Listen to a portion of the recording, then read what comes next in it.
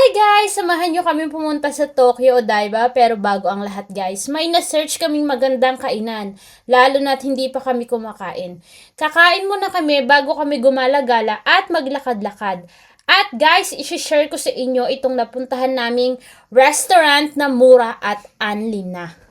So guys, sa mga nasa Japan o sa mga gagala dito sa Odaiba, maganda kumain dito kapag lunch kasi mura yung pa-buffet nila. At unli na. Ang pangalan po ng restaurant ay The Oven American Buffet.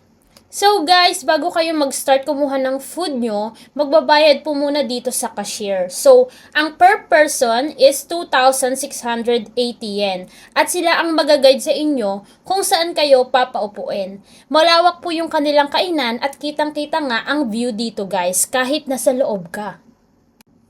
Buti na lang at walang masyadong tao dahil lagpas na ng lunchtime guys at nakapag-video ako dito sa loob. I-share ko sa inyo itong mga meal or dish nila dito. At may only drinks na madaming pagpipilian at ang daming veggies para sa mga vegetarian dyan.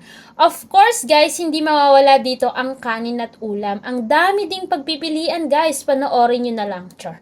Hindi ko na iisa-isahin ang pangalan kasi hindi ko alam ang tamang tawag sa mga dish nila. So guys, gusto kong bumalik talaga dito kasi ang sarap ng foods dito.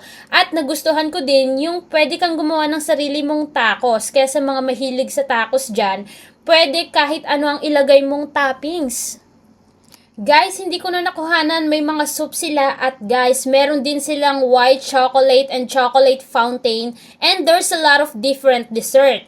At ang babait ng staff dito guys, ikukwento ko lang sa inyo kasi wala namang nakalabas na parang alalechon na chicken. Pero binigyan nila kami, di naman kalakihan pero yung matikman lang namin guys.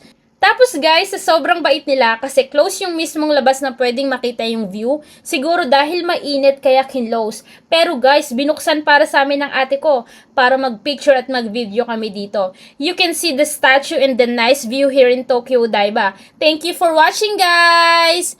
Bye!